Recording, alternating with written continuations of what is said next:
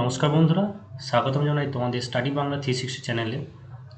তো এই ক্লাসটা আমরা শুরু করতে চলেছি আমাদের আসন্ন যে ডাব্লিউপি কনস্টেবল পরীক্ষা রয়েছে 30 তারিখে। তার আগে 10টা ক্লাস করবো আমরা, 10টা জিকের ক্লাস এবং 10টা ম্যাথের ক্লাস। তো আজকে ম্যাথের ক্লাস 1 নম্বর।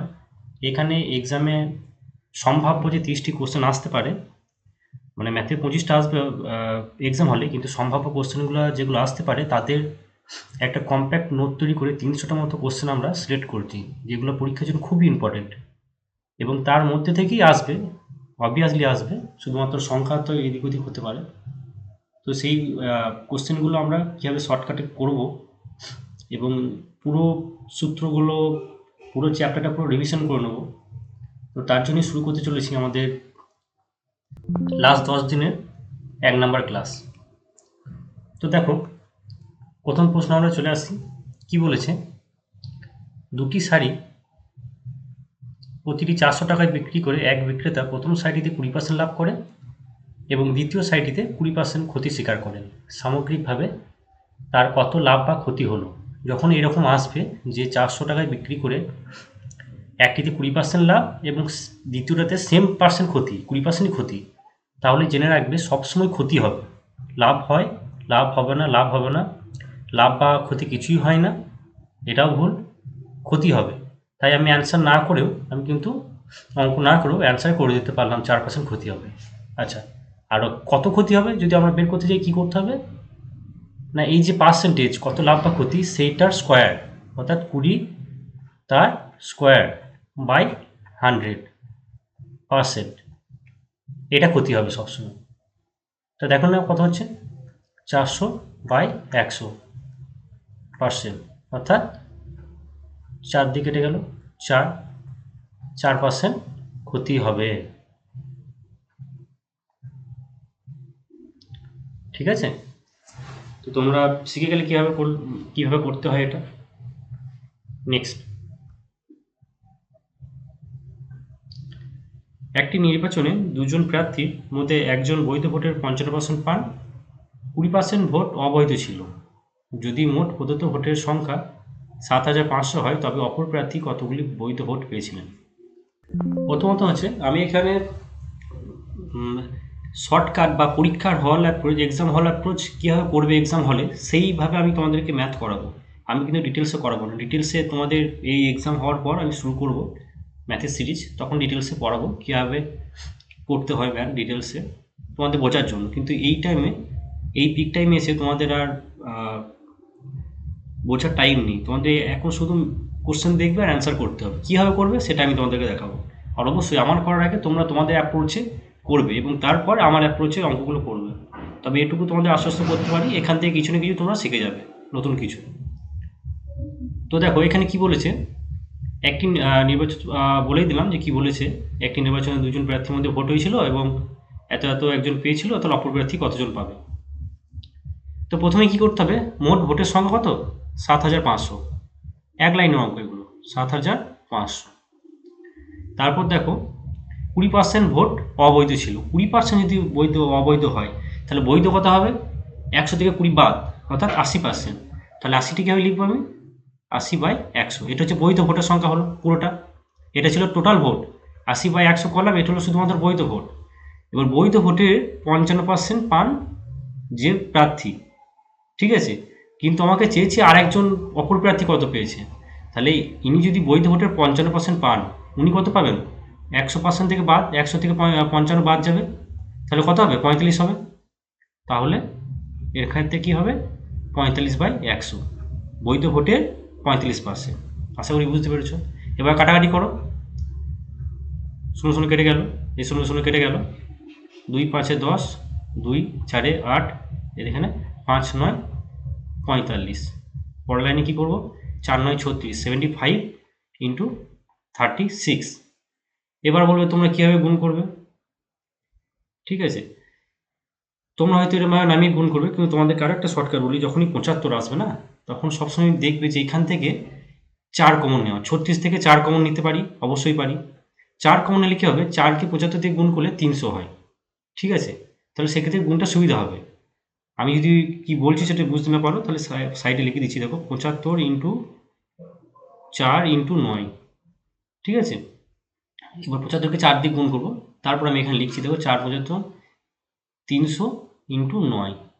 এবার দেখো 3 9 27, শেষে শূন্য বসে যাবে, তাহলে 27 0 0। আমাকে নামিয়ে গুণটা করতে হলো না, একটু বুদ্ধি খাটিয়ে যেটা করলো। তাহলে এখানে সঠিক অ্যান্সার হয়ে যাবে অপশন ডি। এক্সাম হলে এই অ্যাপ্রোচ যদি না করো, টাইমে কিন্তু কমপ্লিট করতে পারবে না। ওকে, নেক্সট। কোনো আয়তক্ষেত্রের বাহুর পরিমাণ 20% বৃদ্ধি পেলে তার ক্ষেত্রফলে শতকরা বৃদ্ধি পরিমাণ হলো।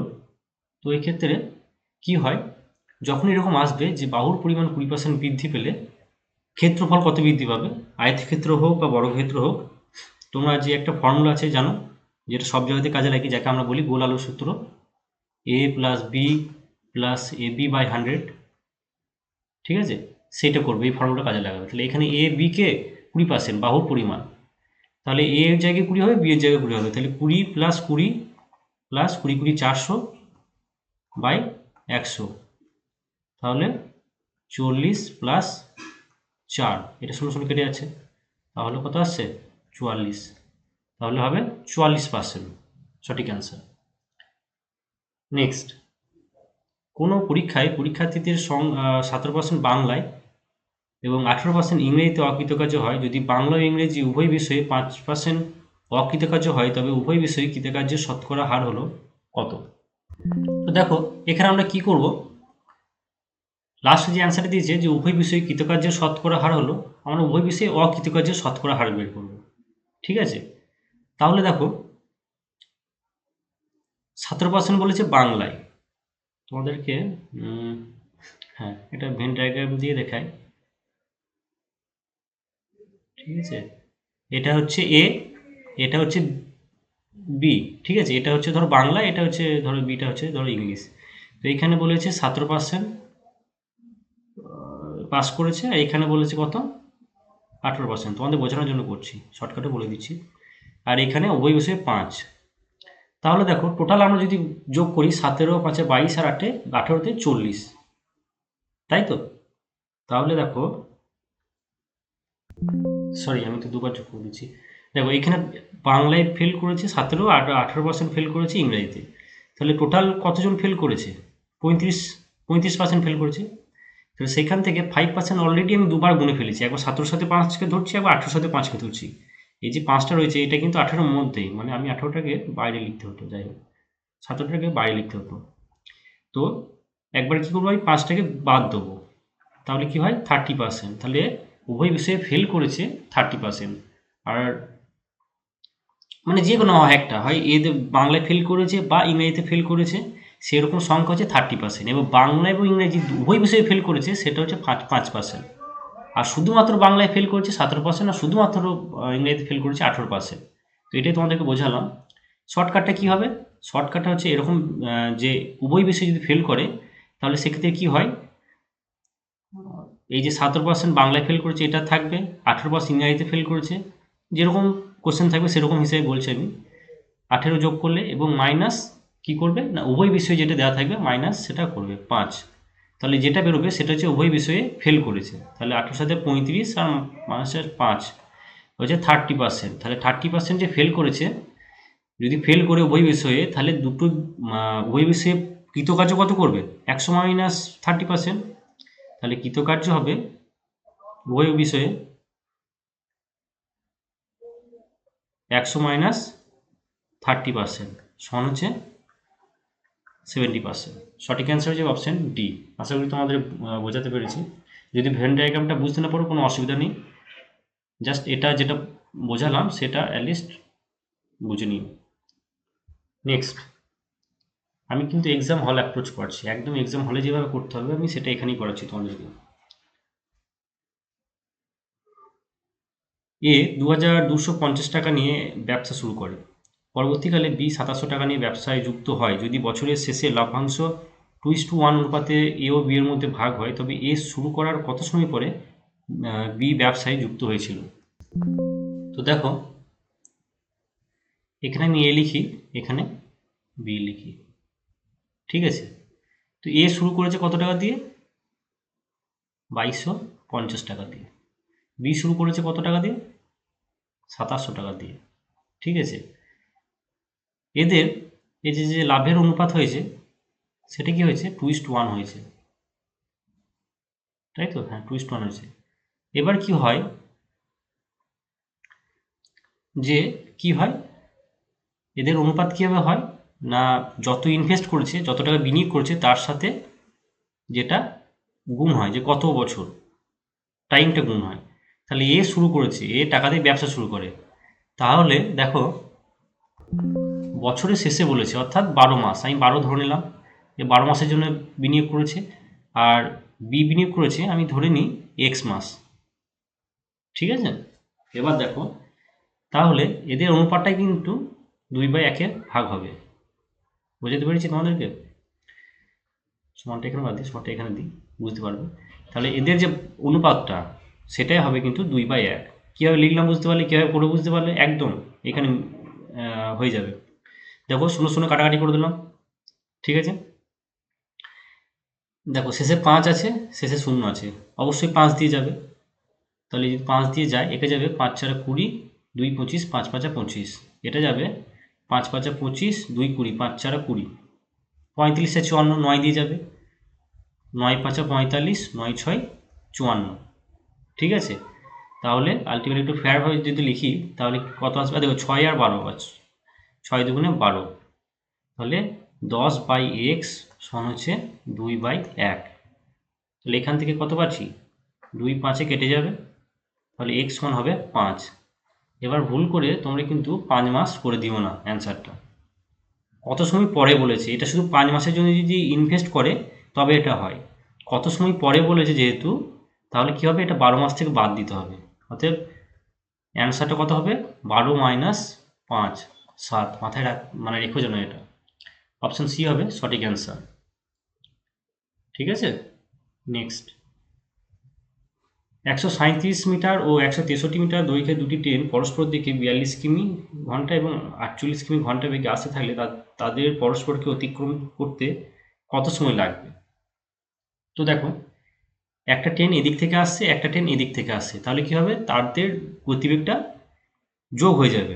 তাহলে টোটাল গতিবেগ কত হবে, 42 + 48 কত হচ্ছে 90, 90 কিমি টোটাল গতিবেগ হলো।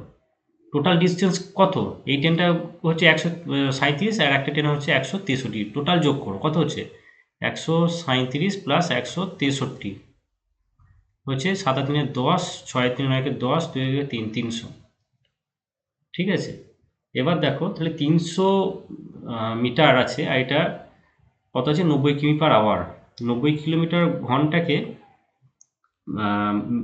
মিটার পার সেকেন্ডে নিয়ে যেতে হলে কি করতে হয়, 5 আর 5/18 দিয়ে গুণ করতে হয়। অর্থাৎ এটাকে যদি আমি 5/18 দিয়ে গুণ করি তাহলে কত আসবে, 5 5 কেটে গেল 5, 25 মিটার পার সেকেন্ড হয়ে গেল।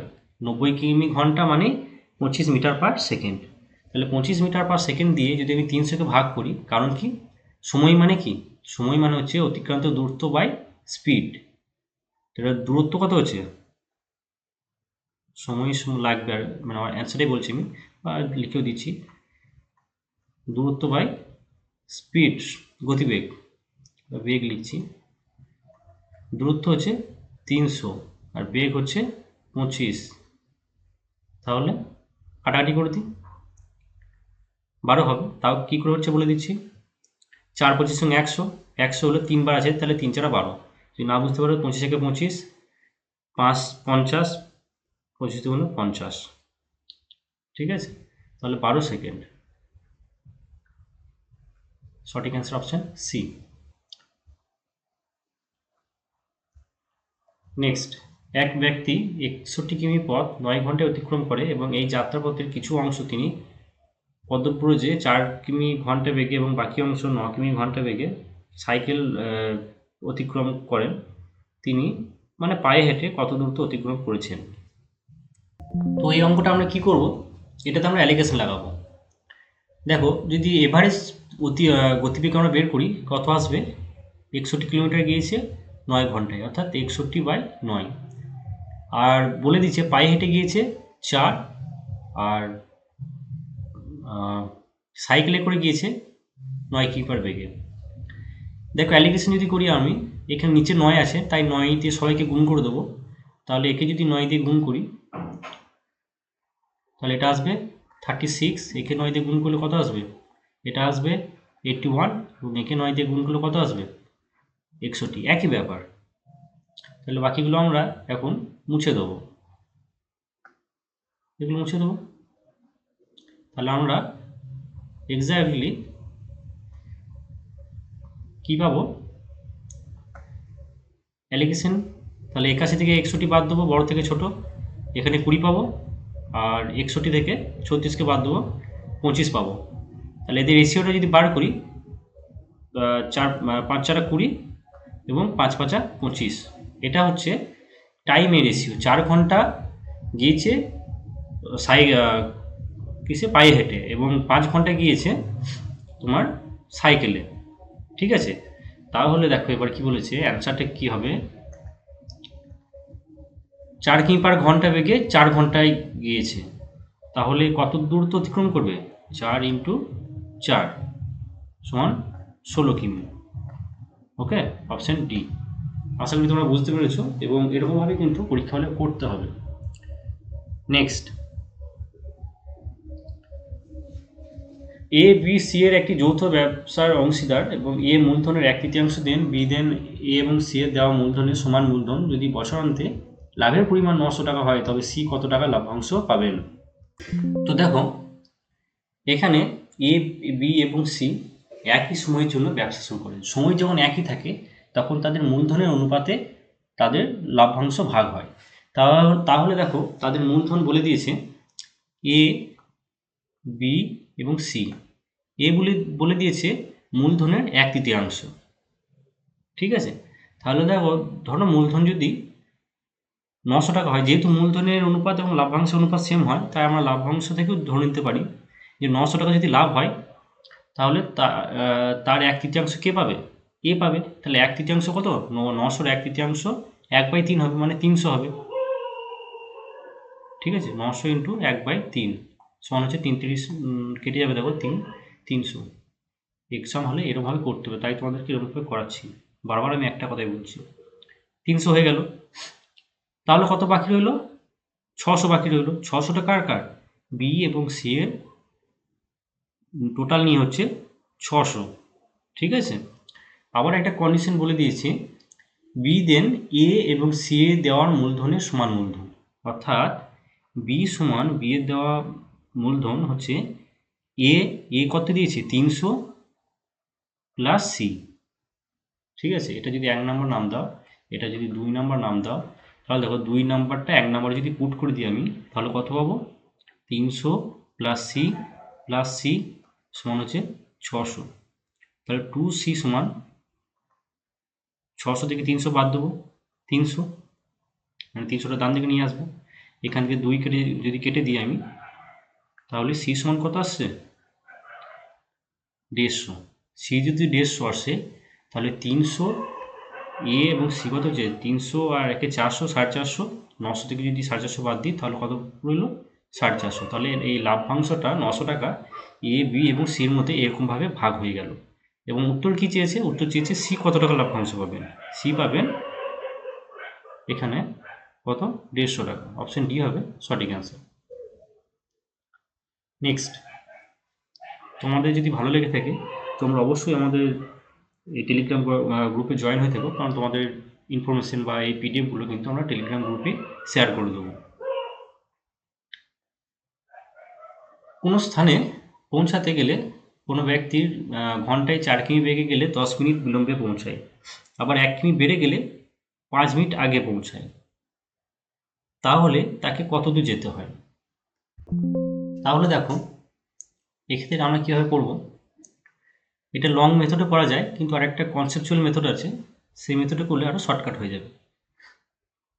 তো কী হবে? আমরা তো জানি যে স্পিড ইন্টু টাইম যেটা হয় আর কি, স্পিড ইন্টু টাইম সমান ডিস্টেন্স, তাই তো?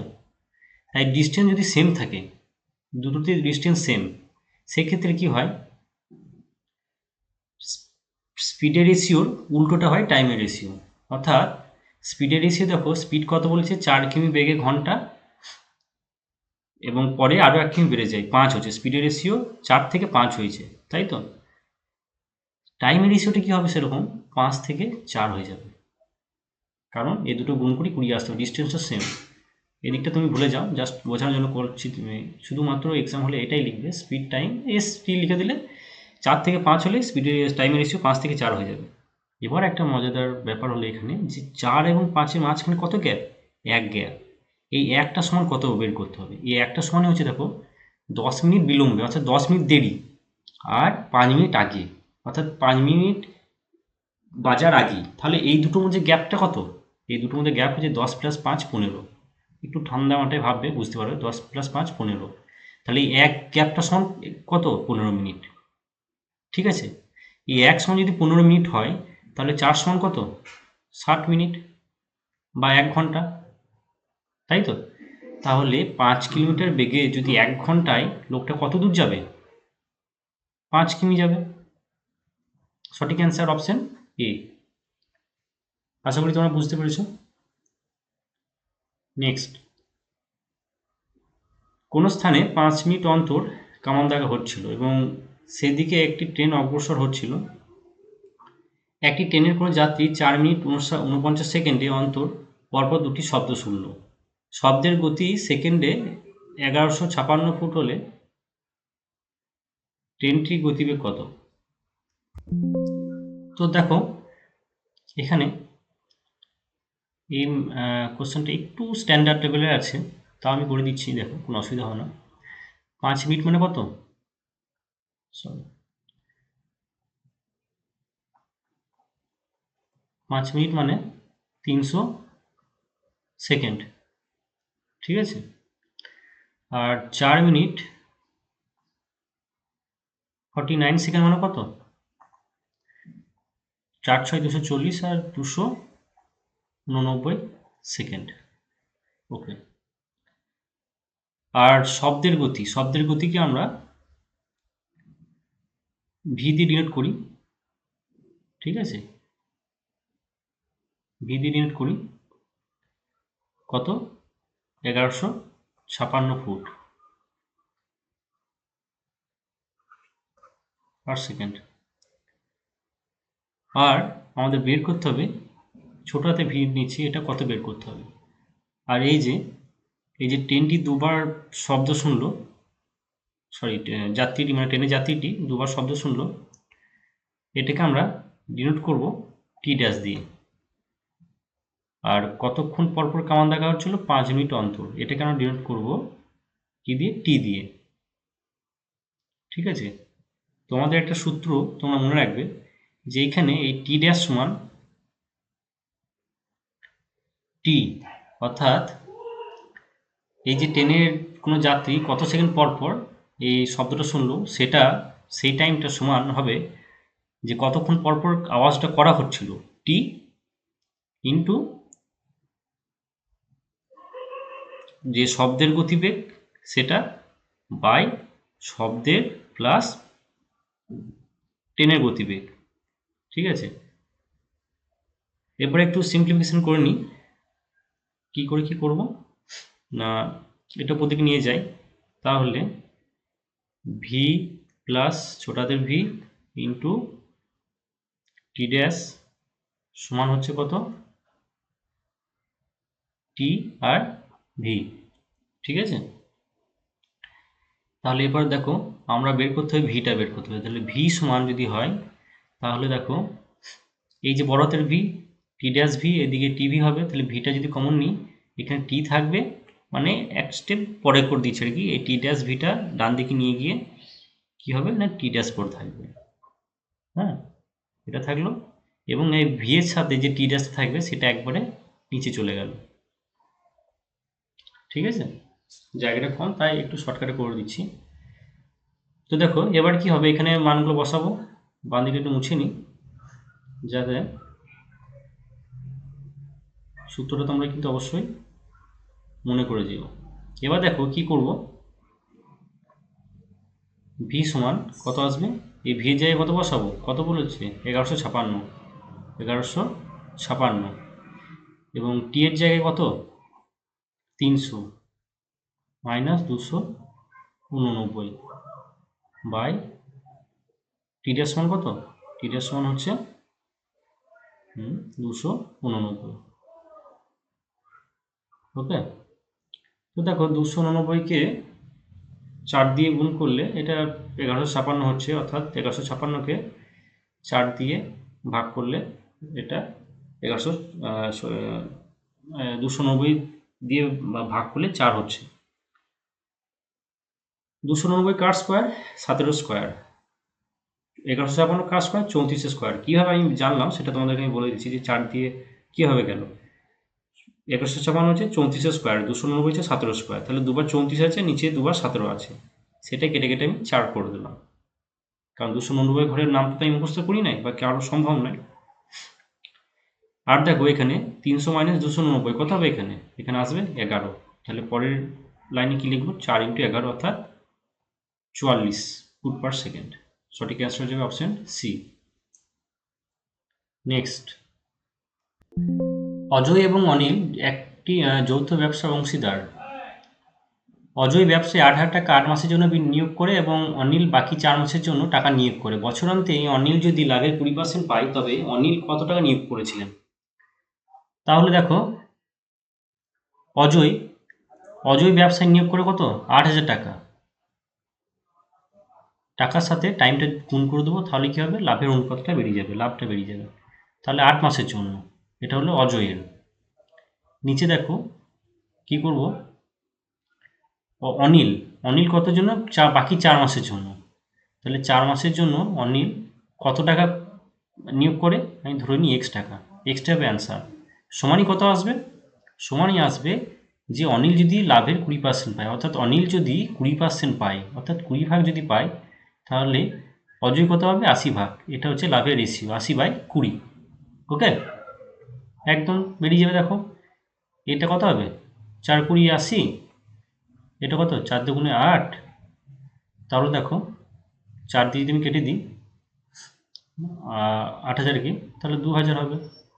তাহলে এক্সটা যদি ওইদিকে নিয়ে যাই, তাহলে ঘুরিয়ে লিখি, তাহলে কত আসছে, এক্স সমান 2000 × 2 কত, 4000।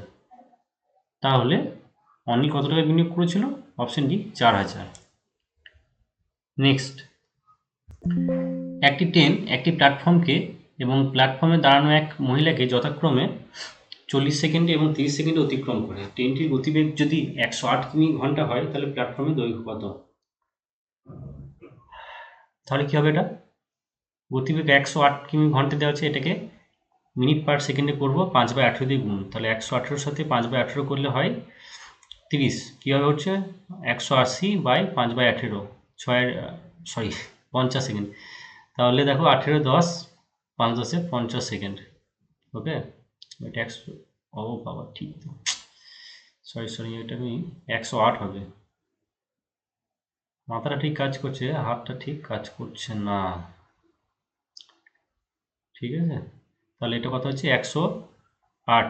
তাহলে 6 18 108, 6 5 30, 30 second per 30 metre per second. Okay, তাহলে এবার বলেছে প্ল্যাটফর্মকে এবং প্ল্যাটফর্মে দাঁড়ানো এক মহিলাকে, যখন একটা ট্রেন, ভালো করে শুনবে, যখন একটা ট্রেন কোনো প্ল্যাটফর্মকে অতিক্রম করে, তখন ট্রেনটা প্ল্যাটফর্মে যে ডিস্টেন্স, মানে প্ল্যাটফর্মের যে দূরত্ব, সেটা প্লাস ট্রেনটা যে নিজের দৈর্ঘ্য, সেই দৈর্ঘ্য, এই দুটো দৈর্ঘ্যকে কিন্তু ট্রেনটা অতিক্রম করে। ওকে, এবার দেখো যখন আমি বের করব যে 30 সেকেন্ডে ট্রেনটা কত যায়, অর্থাৎ মহিলাকে দাঁড়ানো একটা যে মহিলা দাঁড়িয়ে আছে তাকে যে অতিক্রান্ত করে যে সময়ে, সেই সময়টা 30 সেকেন্ড ইন্টু তার যে গতিবেগ 30 মিটার পার সেকেন্ড, যখন এটা আমি বের করব, এটা যে বেরোবে 900 মিটার, এটা হচ্ছে ট্রেনের দৈর্ঘ্য। ওকে, এটা ট্রেনের দৈর্ঘ্য। যখন আমি বের করব 40 সেকেন্ডে প্ল্যাটফর্মের অতিক্রম করতে যে দূরত্ব লাগে এবং যত সময় ধরে যায় ট্রেনটা, যত গতিবেগ, সেটা যখন করব তখন হবে 1200 মিটার। এটা বেরোবে ট্রেনটার প্লাস প্ল্যাটফর্মের টোটাল দৈর্ঘ্য, এটা হচ্ছে শুধু ট্রেনের। তাহলে এবার কি বলেছে, প্ল্যাটফর্মের দৈর্ঘ্য কত, এই 1200 থেকে 900 বাদ দিলে কি হবে, 300 আসবে, তাই তো। 300 এখানে কোথায় রয়েছে? অপশন এ, প্ল্যাটফর্ম দৈর্ঘ্য হবে 300 আর 10টা হচ্ছে কত? 900। যেটা বলবে আমি সেটা অ্যান্সার করে দেবো। নেক্সট, 863 টাকায় একটি শার্ট বিক্রি করলে যত লাভ হয় 631 টাকায় বিক্রি করলে ঠিক তত ক্ষতি হয়। যত তত থাকলে কি করবে? এই দুটোকে যোগ করে ভাগ করে দেবো। 863, 631, 3 একে 4, 6 3 9, 8 6 14, তাই তো? দেখে 2 দিয়ে ভাগ করলে কত আসবে? 2 দিয়ে ভাগ করলে আসবে 7 দুগুণে 14, 4 দুগুণে 8, 1 14, 7 দুগুণে 14, তাহলে 747 টাকা শার্টটির ক্রয় মূল্য হবে। আশা করি তোমরা বুঝতে পেরেছ। নেক্সট, একটি গরু ও একটা ঘোড়ার মূল্য 2400 টাকা। ঘোড়ার মূল্য 30% এবং গরুর মূল্য 40% বাড়লে উভয়ের মোট মূল্য হয় 3200 টাকা। তাহলে ঘোড়ার মূল্য গরুর মূল্যের কত গুণ? তো আমাদেরকে ঘোড়া এবং গরুর মূল্য বের করতে হবে। আমি গরুকে ধরছি কাউ সি দিয়ে এবং ঘোড়াকে ধরছি এইচ দিয়ে। তাহলে দেখো কি বলেছে, মোট মূল্য হচ্ছে 2400। এবার কি বলেছে, ঘোড়ার মূল্য যদি 30%, আবার কি বলেছে দেখো, ঘোড়ার মূল্য 30% বৃদ্ধি পেলে, অর্থাৎ এটা যদি 30% বৃদ্ধি হয় তাহলে কত হবে? 130/100, তাই তো? 130/100 সি প্লাস 140/100 এইচ সমান 2400 থেকে কত হবে? 3200। তাহলে এই 1 আর 2 এই দুটো সমীকরণ থেকে গরুর এবং ঘোড়ার মূল্য বের করে দেখতে হবে যে ঘোড়ার মূল্য গরুর মূল্য কত গুণ।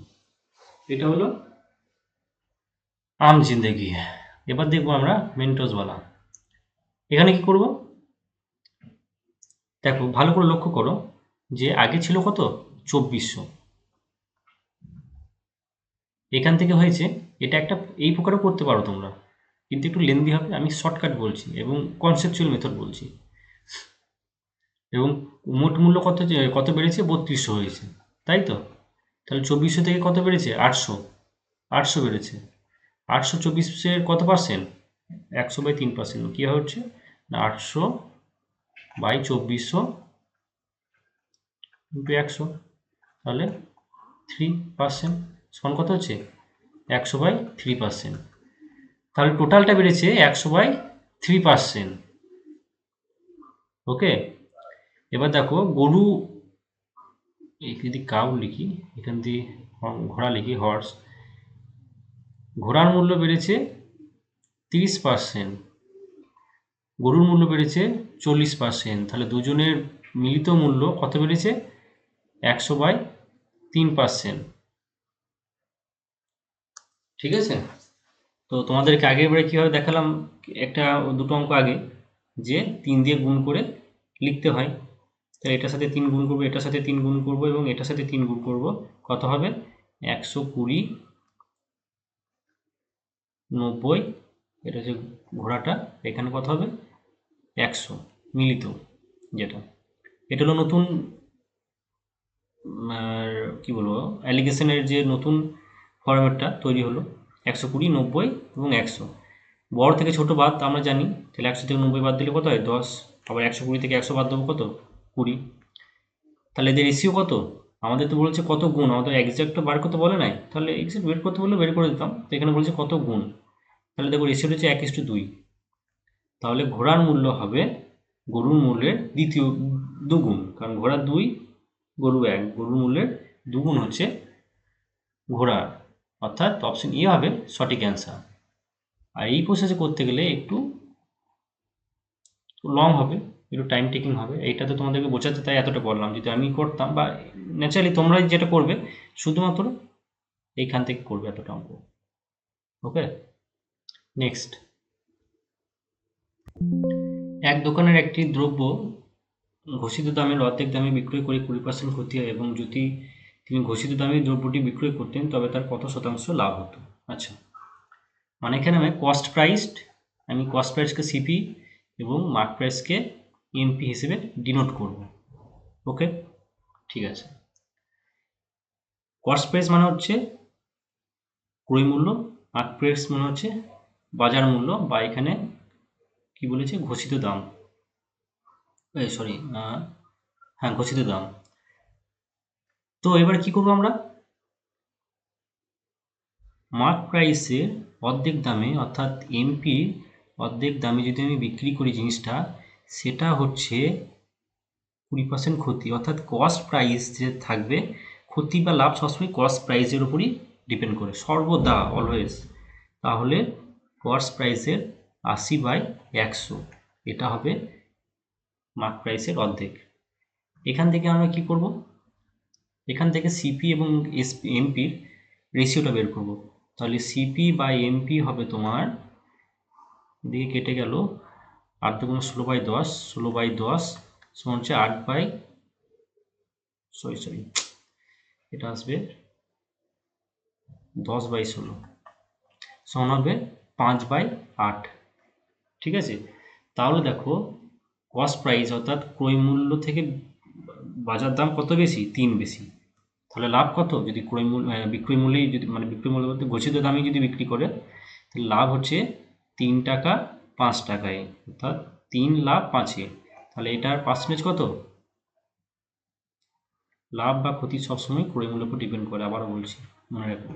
তাহলে 5×20=100, 3×20=60%। ওকে, সঠিক অ্যান্সার হবে অপশন ডি। নেক্সট, যদি কোনো একটি আমানতে 2 বছরে 5% হারে চক্রবৃদ্ধি এবং সরল সুদের অন্তর 122 টাকা হয়, তবে আমানতের পরিমাণ কত?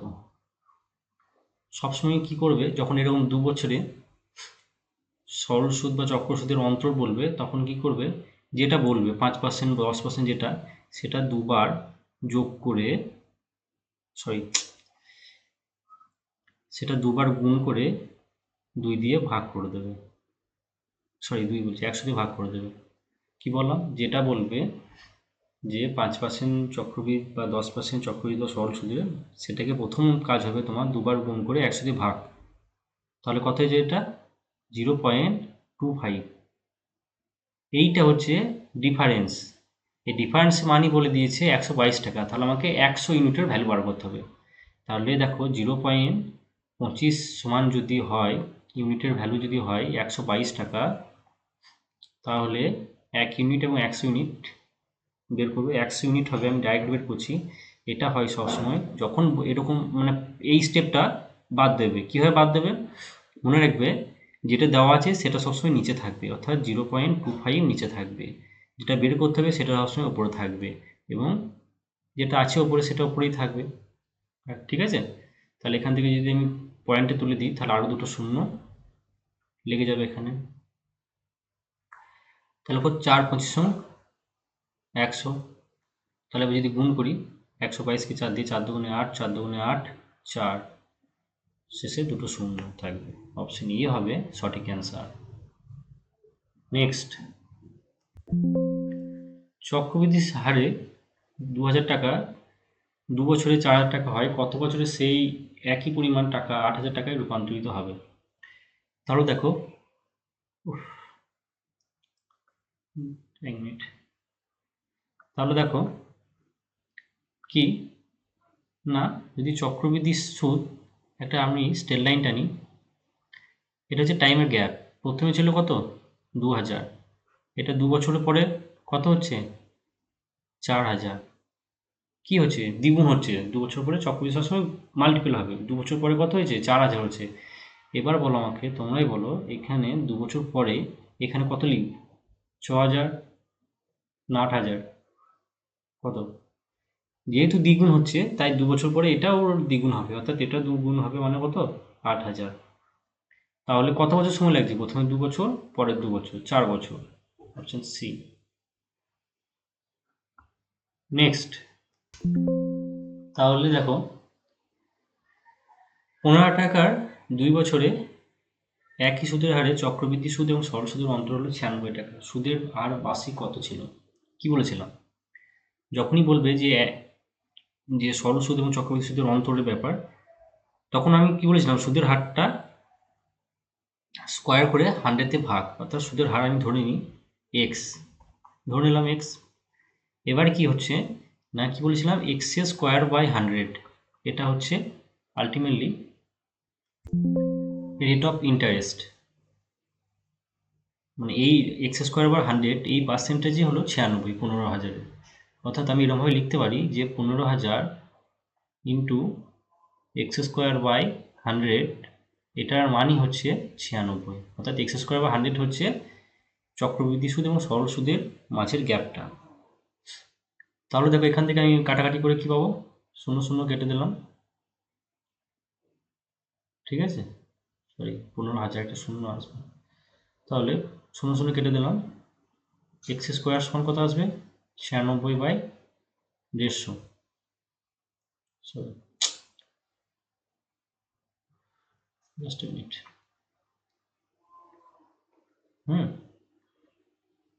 এবার দেখো যেহেতু এটা পার্সেন্টেজ, তাই আমাকে 100 দিয়ে গুণ করতে হবে।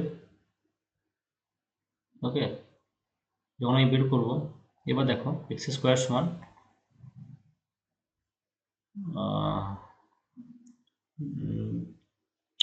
6 দিয়ে দেখো, 6 0 96, 6 25 150,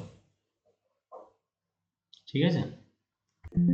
তো দেখো 100-কে 25 দিয়ে ভাগ করবো 4, এক্স স্কোয়ার সমান 64, এখান থেকে এক্স সমান 8, তো সঠিক অ্যান্সার হয়ে যাবে অপশন ডি, 8%। আমাদের পরবর্তী প্রশ্ন, 10% ক্ষতিতে এ একটি ঘড়ি বিকে বিক্রি করে, বি ওই ঘড়ি সিকে 10% লাভে বিক্রি করে। যে দামে সি ঘড়িটি কিনলো সেই দামে যদি এ বিক্রি করত, তবে তার শতকরা ক্ষতি কত হতো। এই কোশ্চেনটা খুব ভালো করে যদি তুমি রিড করো, তাহলে দেখবে সেই একই দামে লাভ ক্ষতি যে ব্যাপারটা ছিল, 10% লাভ 10% ক্ষতি, সেম কোশ্চেন কিন্তু এটা আমি মানে এটা চোখে দেখেই করা যাবে। কীভাবে, 10% ক্ষতিতে একবার বিক্রি হয়েছে, 10% লাভে বিক্রি হয়েছে, অর্থাৎ 10% হোল স্কোয়ার বাই 100 সমান কত, 1, অর্থাৎ 1% ক্ষতি হবে। ঠিক আছে, বাদ দাও, সবসময় পরীক্ষা হলে মাথায় ক্লিক করবে সেটা তো নয়। ইন জেনারেল মেথড কী করবে, বা 10-এর জায়গায় যদি 20 দিয়ে দেয় তখন তো এই নিয়ম হবে না। ইন জেনারেল মেথড হচ্ছে, ঘড়িটি ধরে নিই যে তার দাম মূল্য ছিল 100 টাকা, ঠিক আছে, তাহলে এ ঘড়িটাকে 10% ক্ষতিতে বিক্রি করছে, 10% ক্ষতি হলে কত হবে, 90 হবে, তাই তো। সেই ঘড়িটি আবার 10% লাভে বিক্রি করছে, 10% লাভ মানে কত, 100, 10/100, তাহলে এখানটা কত হচ্ছে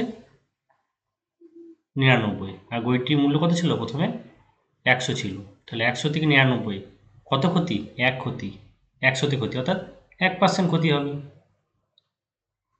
যদি আমার কথা বুঝতে না পারলে 2 বা 3 বার রিপিট করবে, কোশ্চেনটা বুঝে যাবে।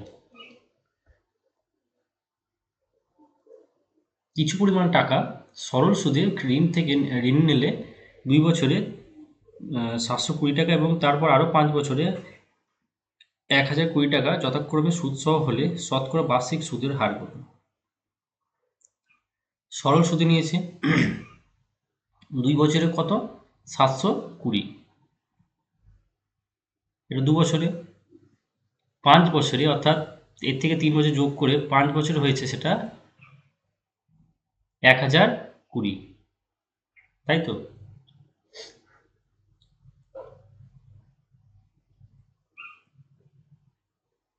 আচ্ছা, তো দেখো প্রতি বছর কত করে বাড়ছে, এখান থেকে বুঝতে পারছো, এই যে 1020 থেকে 720 বাদ দিচ্ছি, কত হচ্ছে, 300 হচ্ছে, এবং 3 বছরে, 2 বছর থেকে 5 বছর কত হচ্ছে, 3 বছর, 3 বছর, তাহলে কত হচ্ছে 100 করে প্রতি বছর বাড়ছে, অর্থাৎ ইন্টারেস্ট বাড়ছে 100 করে। তাহলে ওপর রইল ইন্টারেস্ট, ইন্টারেস্ট অর্থাৎ আহ, সুদের হার, ইন্টারেস্ট মানে, তো সুদের হার থাকলো ওপরে, হুম, সরি সুদের হার না, সুদটা থাকলো ওপরে, 100 টাকা সুদ, সুদের হারটা বের করতে হবে। তাহলে 100 টাকা সুদ, কার উপরে সুদ? 100 টাকা করে যদি প্রতি বছর সুদ হয়, তাহলে 2 বছরে সুদ সহ আসলে 720, তাহলে 0 বছরে, অর্থাৎ যেখান থেকে শুরু হয়েছিল, আরও 200 মাইনাস করে দাও, 520 বাই কত হবে এখানে 520।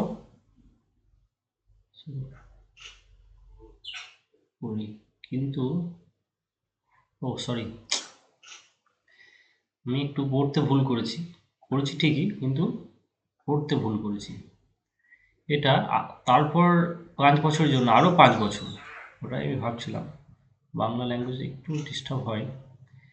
তো দেখো, আরও 5 বছর, তাহলে এটা হচ্ছে, জাস্ট এ মিনিট, একই জিনিস, শুধু আমি যে 3 বছর ধরছি ওটা 5 বছর হবে। এটা কত, 2 বছরের মাথায় 720 হয়েছে, এবং 2 আর 5-এ 7 বছরের মাথায় 720 হয়েছে। তাহলে দেখো, 7 থেকে 2 মানে 5 বছরের জন্য, 5 বছরের জন্য কত টাকা সুদ, মানে সুদ সহ আসল হয়েছে? তাহলে দেখো 300 টাকা, 5 বছরের জন্য সুদ হয়েছে 300 টাকা, এবং সুদ সহ আসল হয়েছে 1020 টাকা। তাহলে 1 বছরের সুদ কত? 60 টাকা। তাহলে 2 বছরের সুদ কত হবে? 120 টাকা। তাহলে 2 বছরের সুদ সহ আসল যদি 720 টাকা হয়, তাহলে আসলটা কত হবে? এখান থেকে 120 বাদ যাবে, আসল হবে 600 টাকা। তাহলে সুদের হার কত হবে? সুদ হচ্ছে 60 টাকা, আসল হচ্ছে 600 টাকা। তাহলে সুদের হার কী হবে? 100 যোগ গুণ করে দেওয়ার সাথে পার্সেন্টেজ, তাহলে 10 শূন্য কেটে গেল, 10%। 60/600 ইন্টু 100 সমান 10%। অপশন বি হবে সঠিক অ্যান্সার। পরবর্তী কোশ্চেন চলে যাবো আমরা। রিমা একটি সংস্থা থেকে 1200 টাকা সরল সুদে কিছু বছরের জন্য ঋণ নেয়, যেখানে সরল সুদের হার যত বছরের জন্য ঋণ নেওয়া হয় তার সমান। আচ্ছা, যদি সে 432 টাকা সুদ হিসেবে পরিশোধ করে, তবে তার সুদের হার কত ছিল? I= PTR/100, তোমরা সকলেই জানো সূত্র। তাহলে কি বসিয়ে দেবো, I=PTR/100। তাহলে ইন্টারেস্ট সমান কত? ইন্টারেস্ট হচ্ছে 432, পি মানে প্রিন্সিপাল, কত টাকা? 1200। টাইম কত? টাইম আর রেট অফ ইন্টারেস্ট একই, তাহলে এক্স ধরে নিই, তাহলে x×x/100 শূন্য শূন্য কেটে দাও, 412কে 32কে 12 দিয়ে ভাগ করে দাও, কত হবে? 3×12 36, 36 আর 4 40, আর 3 43, 4 3 7 আর 2 72, 6 12 72। তাহলে আমি যদি ঘুরিয়ে লিখি, x² সমান কত? 36, x সমান কত? 6। অপশন এ হবে সঠিক অ্যান্সার। নেক্সট, একটি ক্রিকেট খেলায় প্রথম 10 ওভারে রানের গড় ছিল 3.2। 282 রান তুলতে হলে বাকি 40 ওভারে রানের গড় কত হতে হবে? আচ্ছা, তো প্রথম 10 ওভারে রানের গড় ছিল কিন্তু কত? 3.2। তাহলে টোটাল কত হচ্ছে? 32। তাহলে টোটাল হচ্ছে প্রথম 10 ওভারে 32,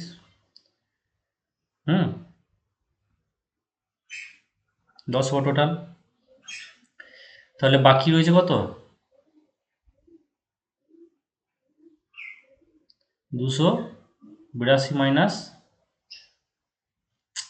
32 সমান 250। এটা কত ওভারে তুলতে হবে? ইন্ডিয়াকে 40 ওভারে তুলতে হবে। তাহলে কত গড় হবে? এভারেজ কত হবে?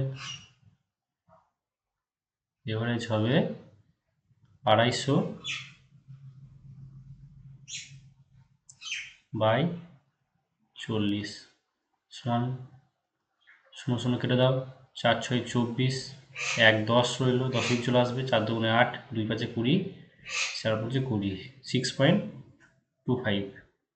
নেক্সট, পিতা ও পুত্রের বর্তমান বয়সের সমষ্টি 100 বছর। 5 বছর পূর্বে তাদের বয়সের অনুপাত 2:1 হলে 10 বছর পরে তাদের বয়স কত হবে? দেখা যাক কত হয়। 5 বছর পূর্বে তাদের বয়সের অনুপাত হচ্ছে 2:1।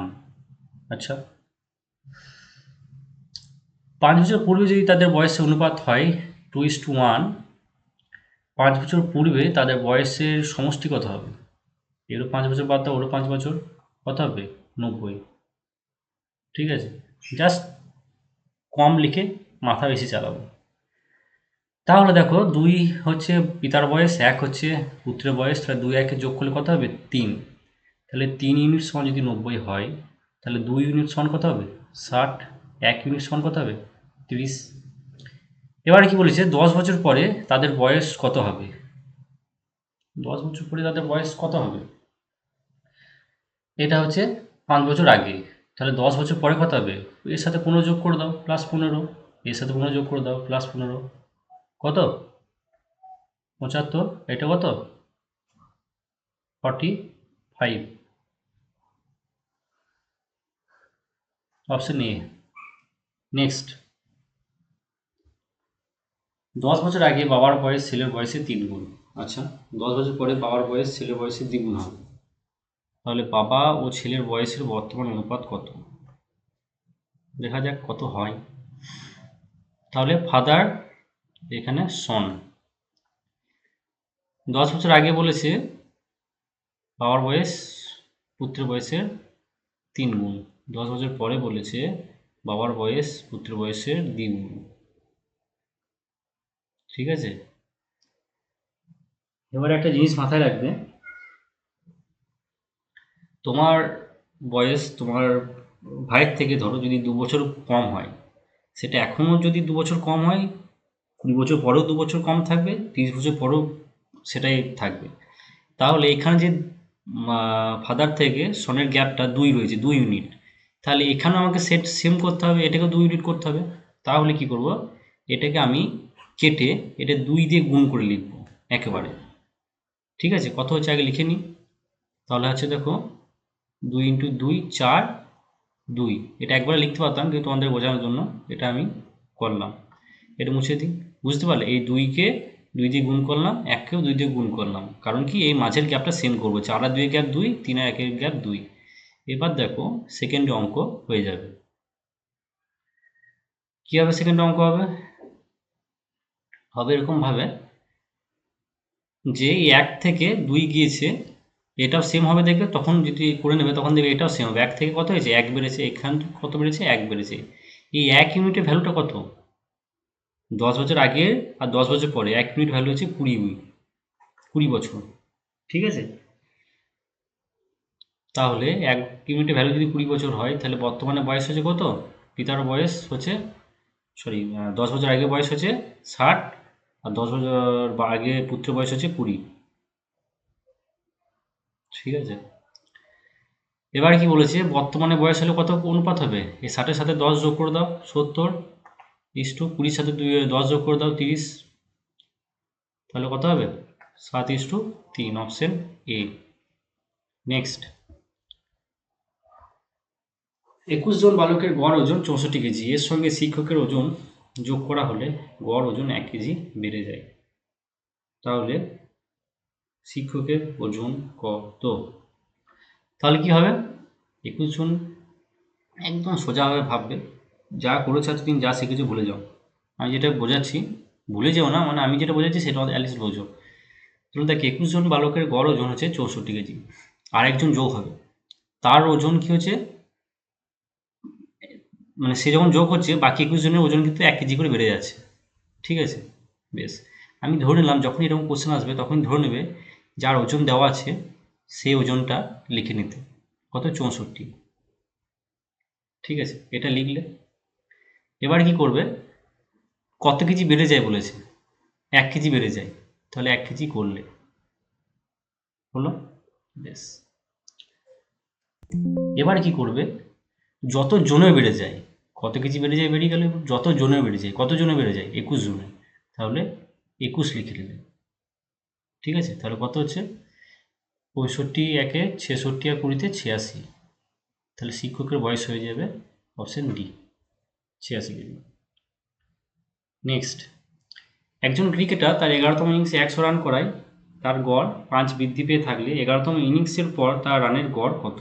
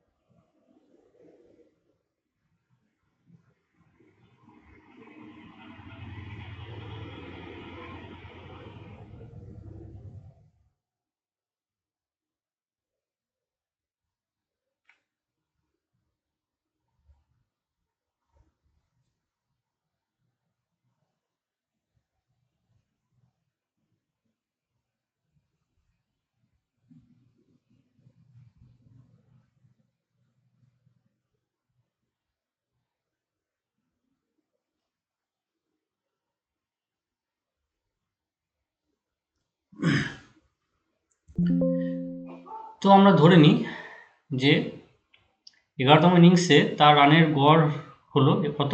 এক্স। ঠিক আছে, বেশ। তাহলে 11 ইন্টু এক্স, এটা হচ্ছে টোটাল হয়ে গেল। তাহলে এটা সমান নি 100 প্লাস কি বলেছে, গড়টা 5 বৃদ্ধি পেয়েছে, অর্থাৎ আগে কত গড় ছিল? X minus 5। কতগুলো ইনিংসে? 10 ইনিংসে। তাহলে বাঁ দিক ডান দিক সমান হয়ে গেল। এখান থেকে কত পাবো? 11x সমান 100 প্লাস 10x মাইনাস 50 সমান x সমান 50। ঠিক আছে, তাহলে অপশন সি হবে সঠিক অ্যান্সার। নেক্সট, 8 জন মানুষের গড় বয়স 2 বছর করে বৃদ্ধি পায়। যদি 21 ও 23 বছরের দুজন মানুষের পরিবর্তে একই বয়সে দুজন মানুষকে অন্তর্ভুক্ত করা হয়, তার নতুন অন্তর্ভুক্ত মানুষ দুটির বয়স কত? আচ্ছা, সেম বয়স হবে নতুন দুটি মানুষের, অথবা এরকম বলতে হবে যে নতুন অন্তর্ভুক্ত মানুষ দুটির গড় বয়স কত। এটা গড় বয়স হবে, ঠিক আছে। তো দেখো কি বলেছিলাম যে কত কত আছে আমাদের এখানে, 23 আর 21 আছে। প্রথমে আমরা সেটা লিখে নেব। 23 আর 21 যোগ করে কত হবে? 4। কত বৃদ্ধি বলেছে? 2 বছর বৃদ্ধি বলেছে, 2। ঠিক আছে, তারপর কি বলেছে? কত জনের বৃদ্ধি বলেছে? 8 জনের, ইন্টু 8। 8 জনের 2 বছর করে বৃদ্ধি পাচ্ছে। তাহলে আগে ছিল 44, আগে ছিল মানে 44 বছর একটা দুজন মিলে যে যারা ছিল তারা চলে যাওয়ায় তার পরিবর্তে একজন নতুন এসেছে, তার বয়স এভারেজ করছি, তখন কি হচ্ছে? 2 বছর করে বেড়ে যাচ্ছে। তাহলে সিম্পল ব্যাপার, 44 বছর প্লাস 2 বছর করে বেড়েছে 8 জনের, টোটাল হচ্ছে কত? 60 বছর। তাহলে যারা নতুন এসেছে তাদের বয়সের সমষ্টি হচ্ছে 60। তাহলে এভারেজ করলে কত হবে? বাই 2 করতে হবে, 60/2, গড় বয়স 30। ঠিক আছে, অপশন সি হবে সঠিক অ্যান্সার। নেক্সট, একটি লোকের বেতন 20% হ্রাস করা হলে ওই ব্যক্তির বেতন কত শতাংশ বৃদ্ধি করা হলে সে আগের সমান বেতন পাবে? আচ্ছা,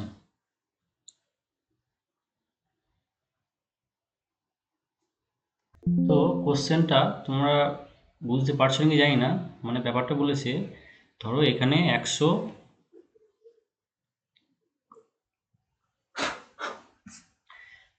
টাকা যদি আছে, তাহলে 20% নয়, অর্থাৎ 20 টাকা কমিয়ে এখন কি হচ্ছে, এখন হচ্ছে বেতনটা কত?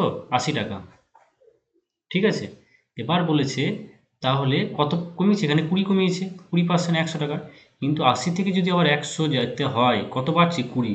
তাহলে কত পার্সেন্ট বাড়াতে হচ্ছে? তখন কি করতে হবে? না কত বাড়ছে, 20 বাড়ছে, কততে বাড়ছে, 80-তে ইন্টু 100, অর্থাৎ 4 4 25 100, 25% বৃদ্ধি করতে হবে। অপশন সি হবে সঠিক অ্যান্সার। নেক্সট,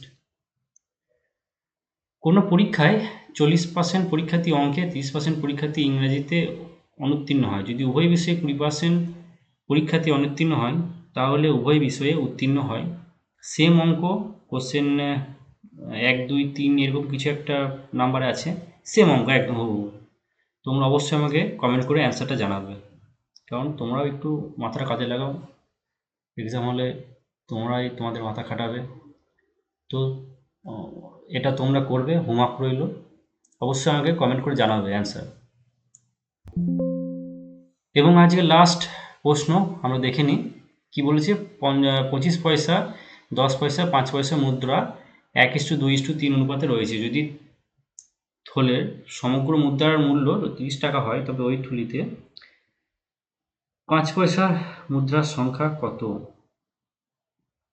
আচ্ছা, আমরা এই 25 পয়সা, 10 পয়সা, 5 পয়সাকে টাকাতে নিয়ে যাব। 25 পয়সাকে টাকাতে নিয়ে গেলে কত হবে? 1/4 টাকা। 10 পয়সাকে নিয়ে গেলে কত হবে? 1/10 টাকা। আর 5 পয়সাকে নিয়ে গেলে কত হবে? 1/20 টাকা। ঠিক আছে, এবার কি করব, এই মুদ্রার সংখ্যা কত অনুপাতে আছে? 1:2:3। আমরা ধরে নেব যে 1/4 টাকা, অর্থাৎ 25 পয়সা আছে x সংখ্যক,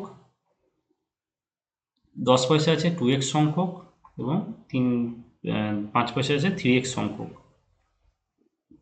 তাহলে কি হচ্ছে, টোটাল টাকা কত হচ্ছে আমরা দেখে নিই। তাহলে x সংখ্যক 25 পয়সা থাকলে কত টাকা হবে? x ইন্টু 1/4 টাকা, অর্থাৎ x/4 টাকা, প্লাস 2x সংখ্যক 10 পয়সা বা 1/10 টাকা, তাহলে 2x/10 ইন্টু করে দিচ্ছি আর কি।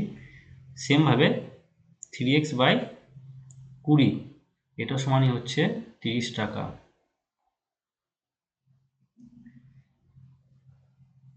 তো নিচের এলসিএমগুলো উপরে তুলে দাও, কত হচ্ছে নিচে এলসিএম করলে? 40 হচ্ছে। তাহলে 40কে দুদিকে 40 দিয়ে গুণ করছি, তাহলে এখানে 40কে 4 দিয়ে ভাগ করলে 10, 10x, 40কে 10 দিয়ে ভাগ করলে 4 দুগুণে 8x, আর 20 দুগুণে 40, মানে 6x। আর এদিকে 40 তাহলে 30 ইন্টু 40, 1200। ঠিক আছে, তাহলে 8 আর 6 14, 24x, 24x সমান হচ্ছে 1200। তাহলে x সমান হচ্ছে কত? 1200/24। 12 100 কেটে গেল, 12 দুগুণে 24, 2 50, 50 হচ্ছে x। এবার বলছে 5 পয়সা মুদ্রার সংখ্যা হচ্ছে 3x, তাহলে 3 ইন্টু 50 সমান কত? 150। এটা হচ্ছে অ্যান্সার, অপশন সি। তো আজকের মতো এখানেই কমপ্লিট আমাদের।